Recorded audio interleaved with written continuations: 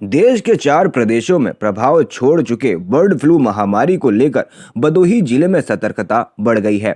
पशुपालन विभाग की बीमारी रोकथाम के लिए 6 टीमों का गठन कर 35 सदस्यों की निगरानी का निर्देश दिया है। पशु मुख्य चिकित्सा अधिकारी डॉक्टर जेडी सिंह ने बताया कि बर्ड फ्लू पोल्ट्री फार्मों में पलने वाले चूजों से लेकर बिक्री के लिए तैयार मुर्गे मुर्गियों के जरिए इंसान में फैलता है। सर्वप्रथम ये रोग मुर्गों के ललरी, घंट और पैरों से शुरू होता है, जिनके काले नीले पड़ने और आंखों में सूजन, पानी गिरना, पंखों का झड़ना मुख्य लक्षण हैं। वैसे जिले में अभी तक बीमारी के संकेत नहीं मिले हैं। बर्ड फ्लू जैसा कि फ्लू नाम से ही इंडिकेटर प्रदर्शित होता है, एक तरह का ये वायरल रोग है जिसमें सर्दी जुकाम मतलब रेस्पिरेटरी ट्रैक्ट ऑफ इन्फेक्शन जो होता है उससे जुड़ा हुआ है। तो ये H1N1 के वायरस होते हैं जिनके द्वारा ये फैलता है।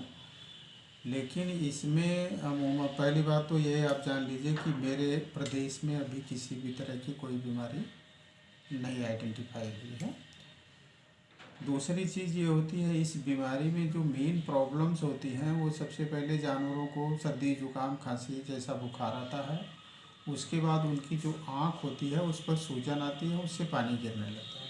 ठीक है।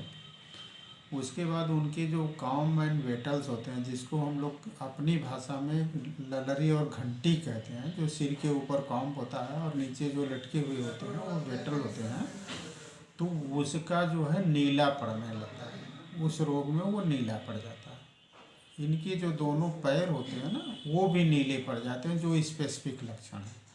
उसके बाद इनके पंख वगैरह गिरने लगते हैं, जो किसी और रोग में नहीं पाया जाता है। तो इस तरह से ये रोग पाया जाता है जिसको हम बर्ड फ्लू कहते हैं। और ये कम्प्लीटली मतलब छुआछूत की बीमारी है, जो किसी न किसी को फैल सकता है, हमारे ह्यूमन बीइंग में भी फैल सकता है ये। लेकिन अभी जो आप देखे होंगे कि साउथ में, हरियाणा में, एमपी वगैरह में जो पाए गए हैं बत्तख और ये सब में बर्ड्स में डिजीज़, उसकी जो ये एंटी स्पेसिफाइड उसके वायरस किए गए हैं वो H5 और N8 के माध्यम से डिनोट किए गए हैं, जो घातक नहीं है। मरना उसमें बर्ड फ्लू जानवरों में होगा, लेकिन वो मतलब कंटेजियस डिजीज छुआछूत का रोग नहीं।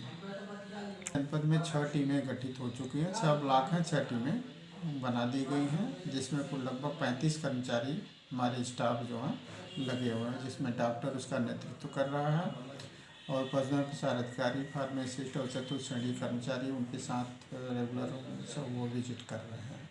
किसी भी तरह की इस तरह की बात, चाहे हमको मीडिया से मिले, चाहे हमारे कर्मचारी के मिले, चाहे पब्लिक से मिले, किसी से मिले, तो उसका तुरंत हम सर्विलांस करा करके जांच कराने की वो करते हैं।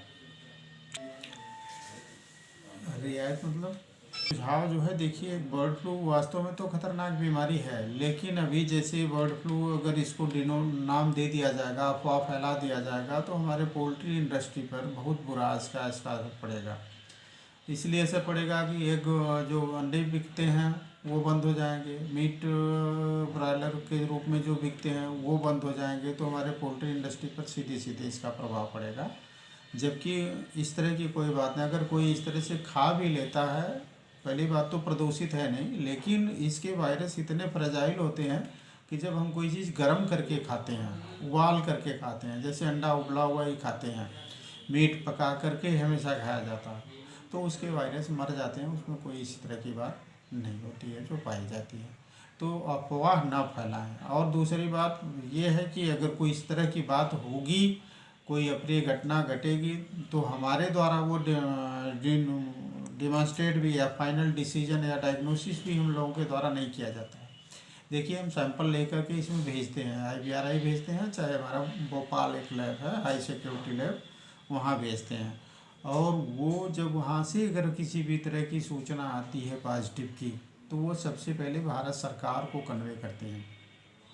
उसके बाद भारत सरकार हमारे उत्तर प्रदेश सरकार को कन्वे करता है, तब उत्तर प्रदेश सरकार जब कन्वे वहाँ होगा तो हमारे जिलाधिकारी महोदय को सूचना आएगी, फिर इस तरह से चैनल बना हुआ है तो हमको आएगा। हम देखते के या जान करके भी हम डिक्लेयर नहीं कर सकते, ना तो हमको डिक्लेयर करने का अधिकार है।